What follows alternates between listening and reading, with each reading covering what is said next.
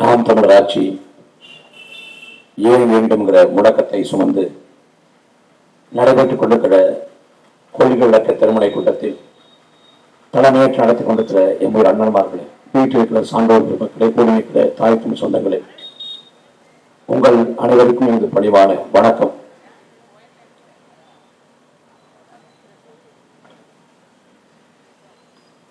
இன்றைக்கு நாடு இருக்கக்கூடிய சூழல் என்பது பேராபத்தாய் மாறி நிற்கிறது. ஆளக்கூடிய ஆட்சியாளர்கள் நாட்டை கொள்ளையடிக்கிறார்கள். யார் வந்தாலும் எந்த மாற்றம் வரப்போவதில்லைங்கிற மனநிலைக்கு மக்கள் தள்ளப்பட்டு விட்டார்கள். திமுக வந்தாலும் இதுதான் நிலைமை, அதிமுக வந்தாலும் இதுதான் நிலைமை.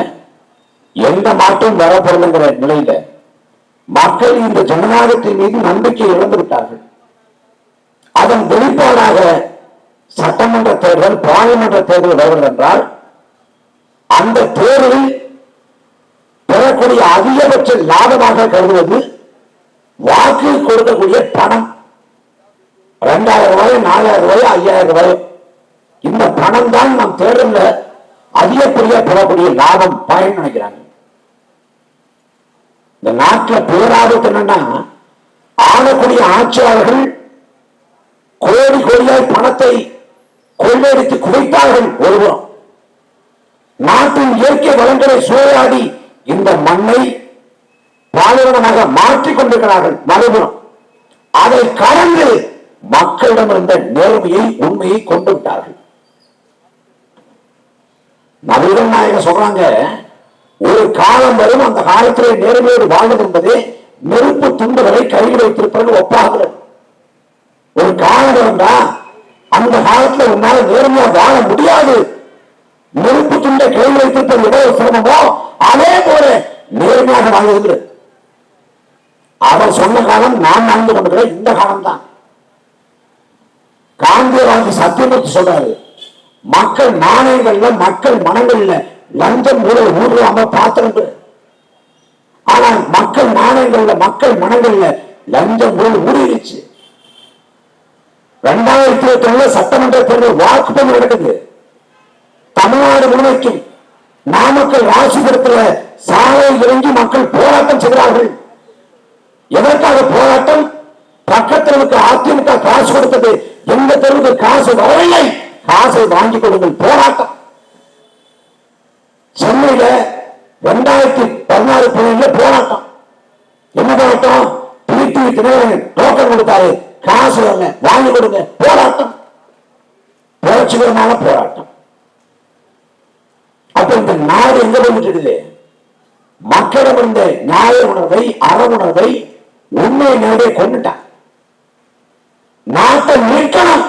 அதற்கு முன்பாக மக்கள் மனநிலையை மீட்கணும். யாரு என்ன ஆக போகுது? நம்ம திமுகவே போடுவோம், அதிமுகவே போடுவோம்னா ஒண்ணுமே செய்ய. நாம் கண்ணுமே பார்க்கிறோம் 1000 சிக்கல்கள், 1000 பிரச்சனைகள். ஆனா தீர்க்க ஆள் இல்லை. இன்னைக்கு தேசிய என்ன பிரச்சனை? ஆந்திராவில் லெட்டுல மாட்டு கொழுப்ப கலந்துட்டேன். இதான் தேசிய பிரச்சனை. நீ தினந்தோறும் மரத்துல பால்லையும் மாட்டு கொழுப்பு இருக்கடா. மாட்டு கொழுப்புங்கிறது உணவு. அந்த உணவை சேர்ப்பதற்கு நாடு கொந்தளிக்குது. ஆனால் வேங்க கிராமத்துல மனிதர்கள் அந்தக்கூடிய நீர்ல மலத்தை கலந்தான். 2 ஆண்டாச்சுங்க, 2 ஆண்டு. இதுவரை பாதிக்கப்பட்ட மக்களுக்கான நீதி கிடைக்கல, குற்றவாளியை கண்டுபிடிக்க முடியல. இந்த கேடுகட்ட மானங்கட்ட திமுக சொல்றது, நாங்க சமூக நீதி கொடுத்து கொடுக்கிறோம், சமூக நீதி ஆட்சி நடத்தணும்னு. வேங்கரையில் பாதிக்கப்பட்ட குற்றவாளிகளை மக்கள் மன்றத்தில் நிறுத்தி சட்டத்திற்கு தண்டனை வாங்கி கொடுத்திருந்தா, பாதிக்கப்பட்ட வேங்கரை கிராம மக்களை சந்தித்து அந்த மக்களின் வீட்டில் உட்கார்ந்து ஆக சொல்லி ஊருக்கோட தண்ணியை வாங்கி குடிச்சு நான் இருக்கேன், கவலைப்படாம இருங்கன்னு ஸ்டாலினோ உதயநிதி ஸ்டாலினோ சொல்லியிருந்தா சமூகம் மணந்திருக்கும். இன்னைக்கு வரைக்கும் போகல. 2024 பாராளுமன்ற தேர்தலில் இடங்களில் மக்கள் வாக்கு செலுத்தல. காரணம் என்ன? நாங்கள் நாட்டில் வாழணும், எங்கள் உரிமைக்கோ உணவுக்கோ எந்த மதிப்பும் இல்லைன்னு அவர்கள் ஆனந்தப்படுறாங்க. ஆனா சொல்லிட்டு இருக்காங்க சிறப்பான ஆட்சியை கொடுத்துட்டு இருக்கோம். ஒரு 2 வாரத்துக்கு முன்னாடி எவ்வளவு கூத்து பண்ணாங்க. சென்னைக்கு மத்தியில கார் ரேஸ், ஊருக்கு மத்தியில கார் ரேஸ், பேருந்தையும் ஊருக்கு வெளியே கிளாம்பாக்கத்துல.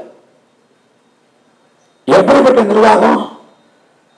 அடுத்த மாதம் பிறந்தால் சென்னை வெள்ளக்காடாக தத்தளிக்கும். தலைநகரத்தோட மக்கள் தவிப்பாங்க. சென்னையில வெள்ள சமயத்தின் போது இந்த மக்கள் பாதிப்போடு இருப்பதற்கு என்ன செய்யணும் அரசு தெரியல. வெள்ளம் வந்து சமாளிச்சிருவோம், சரிபடும்போது. ஆனா என்ன சமாளிக்க போறாங்க, என்ன செய்ய போறாங்க? கடந்த ஆண்டு இதே போல வாக்குறுதி கொடுத்தார்கள். நாங்கள் சென்னையை பாதுகாப்போம், சென்னையில வெள்ள காலத்துல எந்த பாதிப்பும் வராதுன்னாங்க. ஆனால் வெள்ளம் வந்தவாறு ஒட்டுமொத்த மக்கள் தத்தளித்து போனார்கள். அப்படி வடியாளு வாய்க்காடு அதை சரி பண்ண முடியல. ஆனா 250 கோடியை கொட்டி கிடைத்து கார் ரேஸ். தமிழ்நாட்டில் 8 லட்சம் கோடி கடன் இருக்கிறது, 8 லட்சம் கோடி. இப்ப இருக்க பிரச்சனை உதயநிதி ஸ்டாலின் துணை முதலமைச்சராகும். அவர் துணை முதலமைச்சராகிட்ட நாட்டில் பாலாறும் தேனாரும் கடைபட்டு ஓடுமா? எல்லா சிக்கலும் தீர்க்கப்பட்டுமா? நாட்டின் கடன் 8 லட்சம் கோடி ரூபாய் வந்து ஒட்டுமொத்தமா தள்ளுபடி விட்டுருவாங்களா? என்ன போகுது? இன்றைக்கே கட்சியிலையும் ஆட்சியிலையும் ஸ்டாலினுக்கு பிறகு உதயநிதி ஸ்டாலின் தான், அது ஊருக்கே தெரியும். ஆனால் என்ன, துணை முதலமைச்சர் பொறுப்பில் அமர்த்தணுமா? எப்படிப்பட்ட இனம் இந்த இனம்? இந்த இனத்தை அவர்கள் தகுதி வேண்டாமா? இன்றைக்கு நீங்கள் பார்க்கிற இந்த புலிக்கொடி, இந்த புலிக்கொடி நாங்கள் மட்டும் சொந்தமா? 1000 ஆண்டுகளுக்கு முன்பாக இன்றைக்கு இந்தியா, இலங்கை, பர்மா, மாலத்தீவு, Singapore, Malaysia, Thailand, Vietnam, Cambodia என்று உலகின் பல்வேறு நாடுகளை வென்றுவிட்டு மன்னாதி மன்னனாக மலம் வந்தான் நம் பாட்டன் ராஜராஜ சோழன். அவன் பேர் அருள்மொழி சோழன். ராஜராஜங்களுக்கு பட்டம், மன்னனுக்கெல்லாம் மண்ணு, மன்னாதி மன்னன் பொருள். அவன் மகன் அரசேந்திர சோழன் மலேசியாவுக்கு கூலி வேலைக்கு போற இன்னைக்கு அந்த மலேசியாவை வென்றுவிட்டு கடாரம் கொண்டான் என்று பெயர் பெற்றார். 1000 ஆண்டுகளுக்கு முன்பாக எப்படி வாழ்ந்தோம்? உலகத்தில் தமிழகத்தை போல முற்போக்கு சமூகம் எங்கேயுமே இல்லை. 2000 ஆண்டுகளுக்கு முன்பாக சொல்றாங்க வள்ளுவன். இன்னைக்கு இந்த 2000 ஆண்டுக்கு முன்னாடி ஒரு நாடு எவ்வாறு நிர்வகிக்கப்படணும், எப்படி விவசாயம் பண்ணணும், கணவன் மனைவி உறவு எவ்வாறு இருக்கணும், நட்பு எவ்வாறு இருக்கணும், போர் எவ்வாறு புரியணும், கொடைனா என்ன, ஒழுக்கம்னா என்ன, வீரம்னா என்ன, எல்லாத்தையும் 2000 ஆண்டுகளுக்கு முன்பாக வள்ளுவன் சொல்றான் திருக்குறள்ல. 2000 ஆண்டுகளுக்கு முன்பாக சொன்னது இன்னைக்கு வரைக்கும் பொருந்தது. தமிழருக்கு மட்டும் பொருந்துதா? இல்ல, உலகின் மாணவ கூட்டம் எங்கெல்லாம் வாழ்றாங்களோ அத்தனை பேருக்கும் பொருந்தி போகுது. வீரத்தை பத்தி பாடுறான், மழை நீட்டி வாழ கவரிமான் அந்த உயிர் நீட்டி மாணவரின் மானத்தை பத்தி பாடுறான். கவரிமான் எப்படி முடிய இருந்து வாழாதோ அதே போல நடுக்குடியில் பிறந்த மக்கள் மானத்தை இருந்து வாழ மாட்டாங்க. அப்படி வாழ்ந்தார்கள் தமிழர்கள், வாழ்ந்தார்கள், சான்று கிடக்கு. சேர பாட்டை ஒரு சேர மண்ணை கணக்காக இரும்புற ரோட்ல தோத்து போறான், செயல்பிடிக்க போறான். செயல்பிடிக்கிறப்ப கடுமையா தாகம் எடுக்குது. வாயுக்காரன்ட்ட தண்ணி கொண்டு வா, தாகமா இருக்குங்க. வாயுக்காரன் அலட்சியமா போய் நெடுநேரம் கழிச்சு தண்ணியை கொண்டாந்து இடது கையால வச்சு அவமதிச்சிடறான். அப்ப கணக்கா இருந்ததை பாடுறான், நான் எப்படிப்பட்ட மரபுல வந்தவன். ஒரு குழந்தை இறந்து பிறந்தால் கூட இறந்து பிறந்த குழந்தை மேல வந்து விழுப்பும் இருக்குன்னு சொல்லிட்டு நெஞ்சை கீழே புதைப்பார்கள். அப்படிப்பட்ட வீர மரபிலே வந்தான் நான் இந்த நிலை ஒருபோதும் அந்த மாட்டேன் சொல்லி உயர்விட்டான். மானத்துக்காக கணக்காக இரும்புற வீரம் எப்படிப்பட்ட வீரம்? இல்லாத நாளெல்லாம் வலிக்கும் வைக்கும் தன் நாளை எடுத்துங்க நான் வள்ளுவேன். ஒரு சுத்தமான நீர உடல்ல காயப்படாத நாளை வீணாக கழிந்து போற நாளாக கருதுவாங்க. அந்த சாவின் மூலமாக இந்த விடுதலை போராட்டம் ஒரு அடி முன்னேறும் என்றால் அந்த சாவை தலைக்கொள்ள எங்கள் போராளிகள் போட்டி போடுவாங்க. சாவுக்காக போட்டி போட்ட இனத்து மக்கள் நான் 2000 ஆண்டுக்கு முன்னாடி சொல்றான், ஒழுக்கம் விழுப்பம் தரலாம், ஒழுக்கம் விழுந்தும் போங்க பொறுக்கிறேன். நாகரிகம் பிறக்காத காலகட்டத்தில் இப்படித்தான் வாழ வேண்டும் விதிமுறைகள் பின்பற்றப்படாத காலகட்டத்தில் சொன்னான் ஒழுக்கத்தை பத்தி. வல்லுவர் பெரும்பாட்டேன் வீட்டுக்கு வரக்கூடிய விருந்தாளி எப்படி உபசரிக்கணும் வல்லுறான்.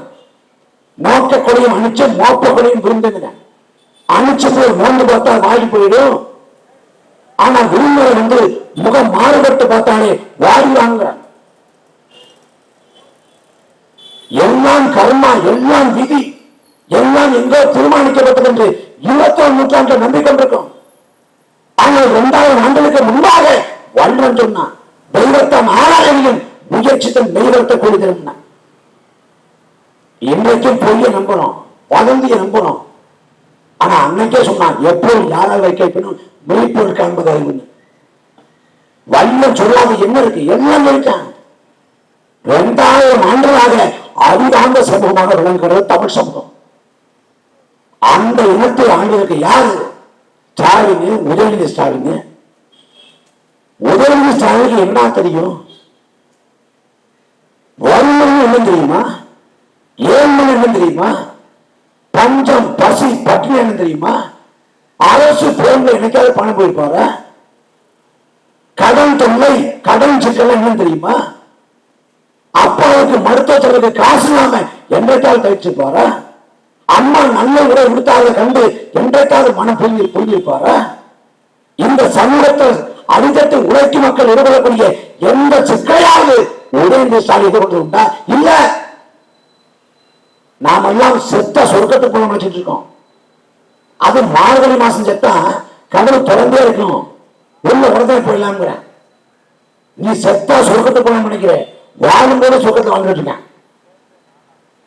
மன்னராட்சியில் கூட இவ்வளவு பெரிய கொடுமை இல்லையே.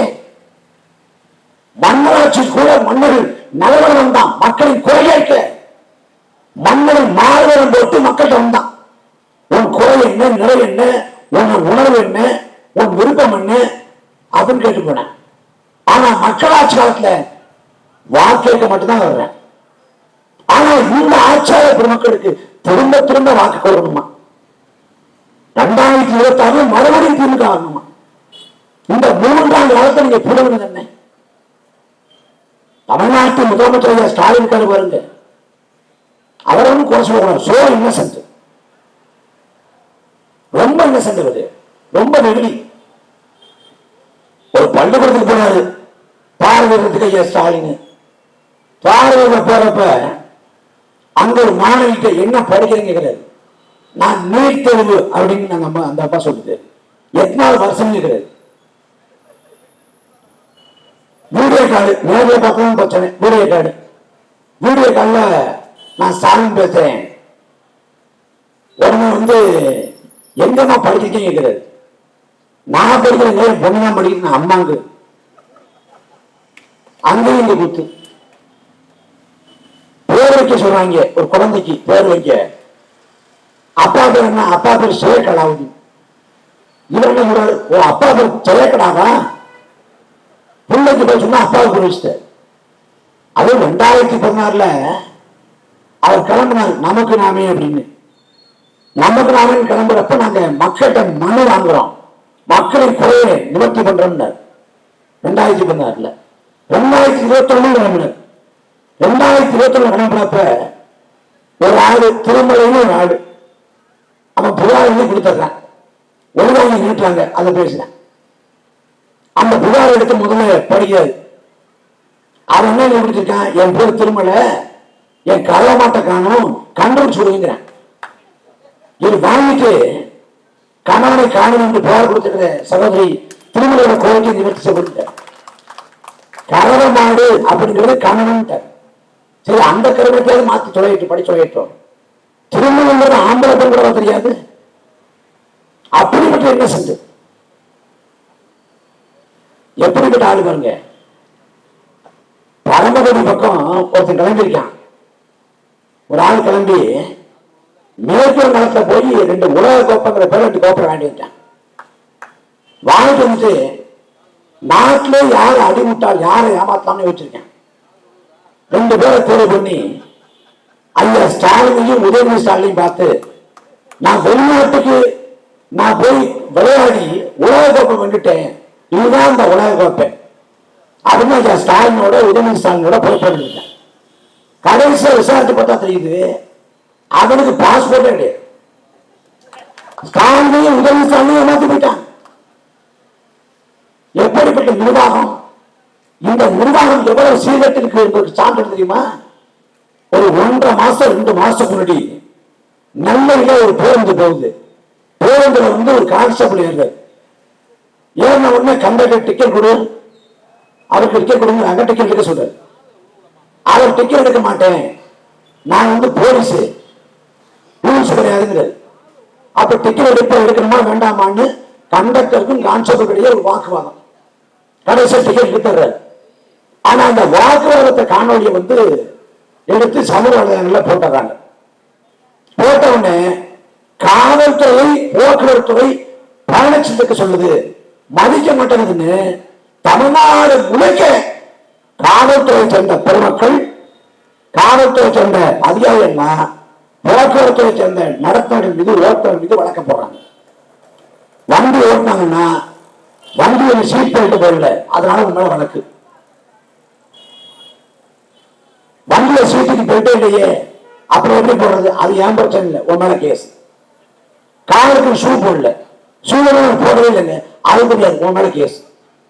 இப்படி நடத்துனர் மீது ஓட்டுநர் மீது வழக்க போடுறாங்க. யாரு? போலீஸ். 3 நாள் வரைக்கும் இந்த கலைப்பு நடந்துட்டு இருக்கு.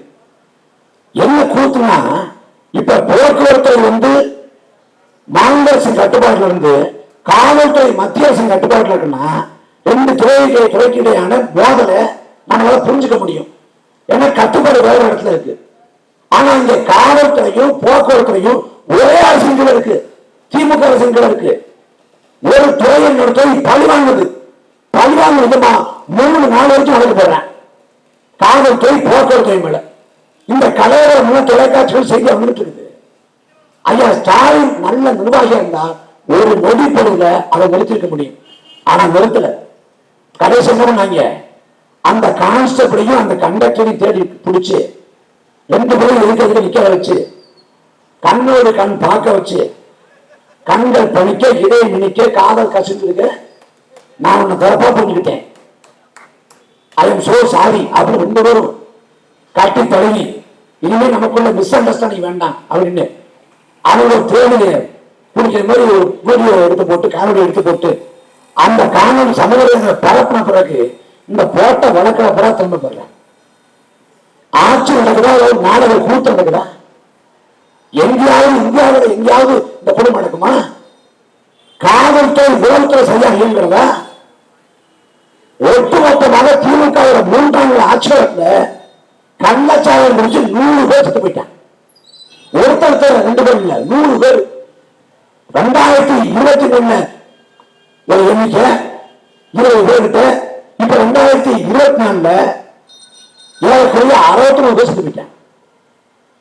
கள்ளச்சாரம் காட்சி மக்கள்கிட்ட வித்து மக்களை சாகடிச்சிட்டான். அந்த கள்ளச்சாரம் நிச்சயம் யாருன்னு பத்திரம் யாருன்னு பார்த்தா கண்ணு குட்டிங்கிற அவளால.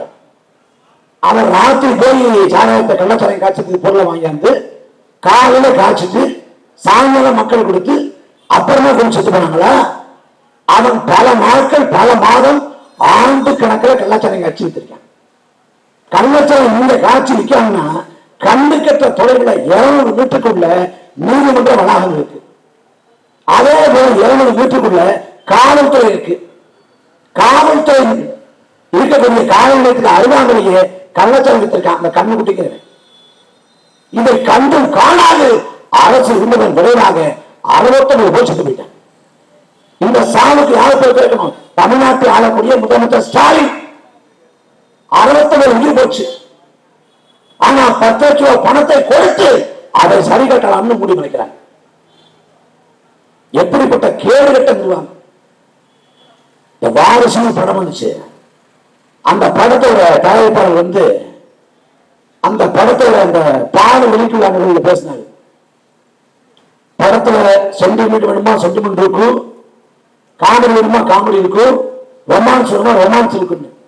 அது மாதிரி திராவிட மாடல் ஆட்சியில சாராயம் வேணுமா சாராயம் இருக்கு, கள்ளச்சாயம் வேணுமா கள்ளச்சாயம் இருக்கு, கஞ்சா வேணுமா கஞ்சா இருக்கு, அது வேணுமா அது இருக்கு, மெத்து வேணுமா மெத்து இருக்கு, எல்லாம் இருக்கு.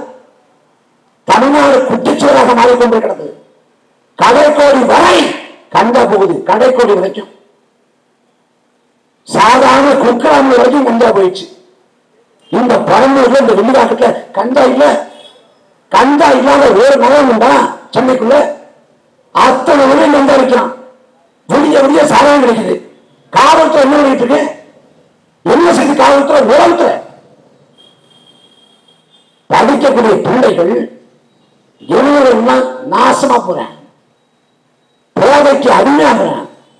அவர்களை பிடித்து சிறைப்படுத்த வேண்டிய அரசு, கஞ்சா விற்கிற கஞ்சா மாஃபியாக்கள் அரசு கைது பண்ணி சிறைப்படுத்தினா இந்த அரசை விமர்சிக்கிறவன், இந்த அரசை கேள்வி கேட்கிறவன், சமூகங்கள் கருத்து பெறுவன், இவங்களை கைது பண்ணுது. இப்படிப்பட்ட ஒரு கேடுகட்ட ஆட்சியை நிர்வாகத்தை எங்க பார்க்க முடியும்? நாம் கண்ணுன்னு எல்லாத்தையும் இழந்து கொண்டிருக்கோம். 2000 ஆண்டுகால தமிழ் சமூகம் 2000 ஆண்டு காலத்துல இப்படிப்பட்ட பேரவை சந்திக்கல. இந்த நாட்டை மன்னர்கள் ஆண்டார்கள், இந்த நாட்டை வெள்ளைக்காரர்கள் ஆண்டார்கள். மன்னர் ஆண்டபோது வெள்ளைக்காரர்கள் ஆண்டபோது இந்த நாட்டில் இயற்கை வளங்கள் இவ்வாறு அறியல. ஆனால் மக்களாட்சி காலத்துல நாம் வாக்கு செலுத்தி தேர்ந்தெடுத்த ஆட்சியாளர் பெருமக்கள் ஆளக்கூடிய காலத்துல இயற்கை வளங்கள் அளிக்கப்பட்டுக் கொண்டிருக்கு. ஏரிகள் குளங்கள் குட்டைகள் எல்லாம் ஆக்கிரமிக்கப்படுது. ஆற்றிய மணல் கொள்ள காவிரி தென்பண்ணை பாலாறு தமிழ் கண்டோர வழியை போடுவது என நேர்மையான பாலாறு திருமணி சேர்த்த தமிழ்நாடுங்கிற காவிரி தென்பண்ணை வையை பொருளை அப்படி பாலாறு இன்னைக்கு அத்தனை ஆயிரம் சாதி விரும்பி நிற்கிறது. சேர சோழ பாண்டியர்கள் ஆண்டார்கள். சோழ மன்னர்கள் காவிரியை கொண்டாங்க. வான் பைப்பிலும் தான் பையா காவிரி என்று காவிரியை கொண்டாடித்தான். அதே போல பாண்டிய மன்னர்கள் அவன் வைகையை கொண்டாடினான். பொய்யா குலப்படினா வைகையை. இன்னைக்கு காவிரி இல்ல, வைகை இல்ல, பாலாறு இல்ல, தாமிரபரணி இல்ல, ஆறுகள் எல்லாம் கழிவு நீராக மாறிக்கொண்டிருக்கிறது. மனக்கொள்ளையால் உயிர்ந்து கொண்டிருக்கிறது. திமுக ஆட்சி சட்டம் சரியில்லை, அதிமுக போராடுது. அதிமுக ஆட்சியாளருக்கு சட்டம் சரியில்லை, திமுக போராடுது. ஆனால் என்றைக்காவது ஒரே ஒரு நாள் திமுக ஆட்சியாளருக்கு மணல் கொள்ளையடிக்கப்படுகிறது, நீர்வளம் முழுக்கப்படுகிறது, மழை தவிர்க்கப்படுகிறது என்று அதிமுக போராடி உண்டா? அதிமுக ஆட்சியாளருக்கு இயற்கை வளங்கள் சூழலப்படுகிறது என்று திமுக போராடி உண்டா? போராடியே இல்லை. திமுக ஆண்டாலும் மண்ணை கொள்ளையடிப்பான், அதிமுக ஆண்டாலும் மண்ணை கொள்ளையடிப்பேன். மண்தானே போனால் போடும் என்று நினைக்கலாம். 1 கியூபிக் மீட்டர் அளவுக்கு மண் எடுத்தால் 3 கியூபிக் மீட்டர் அளவுக்கு நிலத்தடி மட்டும் கீழே போகும். இது இயற்கை விதி. ஆற்றியை மண் எழுதும் போது ஆறு தனது வளத்தை இழக்கும், நீரை சேமிக்கிற திறனை இழக்கும், ஆறு அழிந்து போகும், செத்து போகும். இன்றைக்கு தமிழ்நாட்டில் தண்ணீர் பஞ்சம், தண்ணீர் தட்டுப்பாடுகள் செய்ய எல்லா மாவட்டங்களும் கேள்விப்படுறோம். ஒரு காலத்துல ராமநாதபுரம் மாவட்டம்னா வறட்சியான மாவட்டம், சிவகங்கைன்னா வறட்சியான மாவட்டம், விருதுநகர்னா வறட்சியான மாவட்டம் சொல்லுவோம். இன்னைக்கு தமிழ்நாட்டில் 20க்கும் மேற்பட்ட மாவட்டங்கள் வறட்சி மாவட்டமா மாறிவிட்டது. காரணம் ஆண்டு கொண்டிருக்கிற ஆட்சியாளர் பெருமக்கள். அன்பான சொந்தங்களே, அரபு நாடுகள் இருக்கு நம் கண்முன்னே சாட்சியாக. Dubai, Qatar, Oman, Kuwait, Bahrain போன்ற நாடுகள். இந்த நாடுகள்ல நம்மோடு இருப்பது போல மழைக்காலம் காலம் இல்லை. துபாயில பருவமழையும் பெய்யாது, மழைக்காலம் காலம் இல்லை. ஆனால் துபாயில தண்ணீர் தட்டுப்பாடு, தண்ணீர் பஞ்சம் என்றைக்கால் கண்டுபிடிக்குமா? இல்லை. சவுதி அரேபியாவில் ஆறே இல்லை, ஆறுகளே இல்லாத நாடு சவுதி அரேபியா. அங்க தண்ணி தட்டுப்பாடு வந்திருக்கா? மக்கள் போராடிக்கான தண்ணிக்காக இல்ல. இத்தனைக்கும் அந்த நாட்டை ஆள்வது ஒரு மண்ணை ஒரு ஷேக்கு, ஒரு மண்ணாடுறான். ஆனால் கடைக்கோடி வரை அந்த நாட்டின் குடிமக்களுக்கு நீரை சாத்தியப்படுத்துறாங்க. அந்த மலைவளம் இல்ல, கடல்தான் இருக்கு. கடல் வளத்தை சுத்திகரிச்சு தன் மக்களுக்கு கொடுக்கிறான். அதே போல எப்போதாவது அறுதிமனதாக மழை பெய்ஞ்சா அந்த மழைகளையும் சேமிக்கிறான். ஆனா இங்க அதிகப்படியான மலைவளம் இருக்கு. ஒட்டுமொத்த பூமி பந்து, இந்த பூமி பந்து முழுமைக்கும் சராசரியாக ஆண்டொன்றுக்கு 800 மில்லிமீட்டர் மழை பொழியுது. ஆனால் தமிழ்நாட்டின் சராசரி மழைப்பொழிவு 950 மில்லிமீட்டர். உலகத்தின் சராசரி மழைப்பொழிவை விட தமிழ்நாட்டின் சராசரி மழைப்பொழிவு அதிகம். அந்த மழையிலே ஏரிகள், குளங்கள், குட்டைகள், கண்மாய்கள், வாய்க்கால்கள் என்று வெட்டி சேமிச்சிருந்தாலே முப்போகம் விவசாயம் செய்ய முடியும். கோடை காலத்தில் தண்ணீர் தட்டுப்பாடு இல்லாது, தண்ணீர் பஞ்சம் இல்லாது வாழ முடியும். ஆனால் ஆளக்கூடிய ஆட்சியாளருக்கு அதை பற்றி எந்த கவலையும் இல்லை. தண்ணீர் விற்பனை பொருளாக இருக்க வேண்டிய அவசியம் இருக்கிறது. அடுத்த உலகப்போ என்று வந்தால் தண்ணிக்காக வருங்களாம். தண்ணிக்காக உலகப்போ வருமானு கேட்கல. தண்ணிக்காக குழாயில சண்டை வருது. ஆந்திராவோட, கேரளாவோட, கர்நாடகாவோட நமக்கு மோதல் வருது. அதுதான் உலக பராமரி. அதே போலதான் மன்னராட்சி காலத்துல ஜேசிபி இல்ல, கிட்டாச்சி இல்ல, டிராக்டர் இல்ல, பொக்கலிங் இல்ல, கன்னட எந்திரங்கள், வாகனங்கள் இல்ல. இருந்தது மண்வெட்டி கடப்பாறை மட்டும்தான். மண்வெட்டி கடப்பாறை நின்று ஏரிகள் வெட்டினா, குளங்களை வெட்டினா, வெட்டி நீர்நிலையை பெருக்கினா, நீர்வளத்தை சேமிச்சா, மக்களின் நீர் தியாகத்தை போக்கினா, விவசாயத்துக்கு பாசனத்தை ஏற்படுத்தினா, எல்லாத்தையும் சாத்தியப்படுத்தினா. மதுராந்தகம் ஏரிக்கு கட்டது யாரு? சோழ மண்ணு. விஞ்ஞானம் ஏரிக்கு கட்டது யாரு? சோழ மண்ணு. மன்னராட்சி காலத்தில் கட்டப்பட்ட ஏரிகள், வெட்டப்பட்ட ஏரிகள். பெருந்தலைவர் காமராசர் தமிழ்நாட்டின் பூகோளத்தை படிக்கல. எங்க ஏரி இருக்கு, எங்க குளம் இருக்கு, எங்க நதி ஓடுது, அந்த பூகோளத்தை படிக்கல. ஆனால் தெரிந்து உணர்ந்து தமிழ்நாடு முழுக்க நீர்வளத்தை பெருப்பதற்கான அத்தனை வேலைப்பாட்டும் செய்ய. ஆனால் இன்றைக்கு ஆட்சியாளர் பெருமக்கள் நாட்டை கொள்ளையடிப்பது மட்டும்தான் கவனம் செலுத்துறேன். நாம் உணர்வு தெரியணும். நமக்கு கடைசி வாய்ப்பு. பெருந்தலைவர் காமராசர் 9 ஆண்டுகள் பொற்கால ஆட்சியை கொடுத்தார். 9 ஆண்டுகள் ஆட்சி. காமராசர் குறித்து கவியரசர் கண்ணதாசன் சொல்றாரு, காலத்தின் கடைசி கருணை பெருந்தலைவர் காமராசர். காலத்தின் கடைசி கருணை. அதே போல நாம் தமிழர் கட்சி வரலாறு கொடுத்திருக்கிற கடைசி வாய்ப்பு. 50 ஆண்டுகள் திராவிட ஆட்சி. திமுக, அதிமுக மாறி மாறி ஆண்டு கொண்டு கிடந்தது. நிலத்தை அபகரித்து, வளத்தை சுரண்டி, மக்களின் நலத்தை கெடுத்து, மண்ணையும் மக்களையும் கவரியம் செய்து திரும்ப ஆதரிச்சினார். எல்லாத்திலும் மீட்டு காக்க ஒரே வாய்ப்பு நாம் தமிழர் கட்சி தான். நாங்க திமுக போல, அதிமுக போல, காங்கிரஸ் போல, பாஜக போல இன்னொரு கட்சி இல்லை. நாம் தமிழர் கட்சி 2010 தொடங்கி 2016 முதல் முறையாக போட்டி போட்டோம். சட்டமன்ற தேர்தலில் 16 போட்டி போட்டோம், 19 போட்டி போட்டோம், 21 போட்டி போட்டோம், 24 போட்டி போட்டோம். 4 பொருத்த நிலை கடந்து வந்திருக்கோம். இது வரைக்கும் நீங்க வெள்ளல, வெற்றி பெறல, வெற்றி கோட்டை தொடரல, ஓடிக்கொண்டே இருக்கும். ஆனால் வெற்றி கோட்டை தொடரவில்லை. ஆனாலும் நாம் தமிழர் கட்சி 4 நாள் வளர்ந்து கொண்டிருக்கு. இந்திய பேரரசின் வரலாற்றில் தோற்று போற ஒரு கட்சி ஒருபோதும் வளர்ந்ததில்லை, ஒருபோதும் உயர்ந்ததில்லை. ஆனால் நாம் தமிழர் கட்சி வெற்றி பெறல.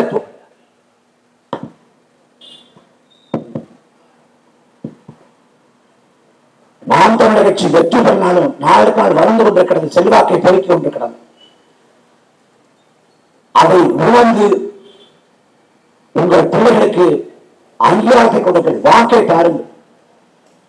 நாம் வாக்கை மாற்றி செலுத்தாத வரை நாம் வாழ்வில் எந்த மாற்றமும் ஏற்படாது.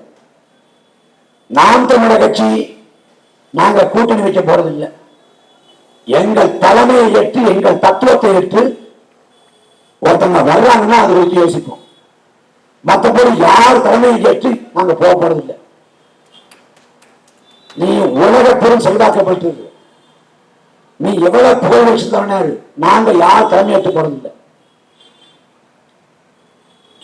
நாம் தமிழர் கட்சி கூட்டணிக்கு வாங்க கூப்பிடுறேன். அதிமுக கூப்பிடுது, பாஜக கூப்பிடுது. போனால் 400 கோடி 500 கோடியை கொட்டி இறப்பான். நாங்கள் சத்திய தலைமை பிள்ளைகள், இனத்துக்காக நிற்கிற பிள்ளைகள், பணத்துக்கு ஒருபோதும் வெளிப்போக மாட்டோம். இந்த மண்ணை மக்களை நம்பியிருக்கிறோம். வரலாற்றில் எங்கள் முன்னோர்கள் தவறித்தார்கள். சீத ஆதித்தாரும் மாபோசியும் நாங்கள் வைத்த தமிழ் தேசங்களை முழக்கத்தை வைத்து அவர்கள் கால ஓட்டத்தை சமரசம் பண்ணாங்க. அந்த தவறிலிருந்து பாடம் கற்றுக்கொண்ட பிள்ளைகள் நாங்கள் அந்த வரலாற்று தவறை ஒருவரும் செய்யக்கூடாது உணர்ந்திருக்கோம். அதற்காக உங்கள் பிள்ளைகள் இந்த மண்ணுக்காக மக்களுக்காக அயராத களத்தில் பணியாற்றும். காவிரி சிக்கல், முல்லை பெரியாறு, பாலாறு, கச்சத்தீவு, மீத்தேனு, ஹைதராபாத் 8 வழிச்சாலை, உயர்மட்ட கோபுரம், அணுகுல அணுக்கழி மையம், ஸ்டெர்லைட், மக்கள் வாழ்வாதாரத்தை பறிக்கக்கூடிய பேராபத்து மிக்க அத்தனை திட்டங்களுக்காக போராடி இருக்கோம். தானே புயல், ஒக்கி புயல், நுகர் புயல், சென்னை புயல் மக்கள் தொழிற்ற காலகட்டத்தில் மக்களுக்காக இருக்கும். மக்களுக்காக இனியும் நிற்போம். மக்கள் எங்களை தோற்கடித்தாலும் சரி, அங்கீகரிக்காவிட்டாலும் சரி, நாங்கள் மக்களோடு நிற்போம். இந்த மண்ணுக்காக மக்களுக்காக இந்த கட்சி அந்த கட்சி தான். அதை தெரிந்து உணர்ந்து உங்கள் பிள்ளைகளுக்கு வாக்கை தாருங்கள், அங்கீகாரத்தை தாருங்கள். மாற்று அரசு முழக்கத்தோடு நிற்கிற உங்கள் பிள்ளைகளை ஆட்சியாளத்தை ஏற்று வையுங்கள். பெருந்தமிழர் ஜீவா சொல்றாரு, அழகும் நிறைவும் கொண்ட வாழ்க்கையை சொர்க்கத்தில் இல்லாது நாம் வாழ்ற பூமியில படைக்க பாடுபடுகிறது. அப்படி அழகு நிறைவு கொண்ட வாழ்க்கையை சொர்க்கத்தில் அல்லாது பூமியில் படைப்பதற்காக நாம் தமிழர் கட்சிக்கு வாக்கு செலுத்துங்கள், அதிகாரத்தை கொடுங்கள். நாங்கள் இறுதிவரை இந்த மண்ணுக்காக மக்களுக்காக உழைப்போம். நன்றி, வணக்கம்.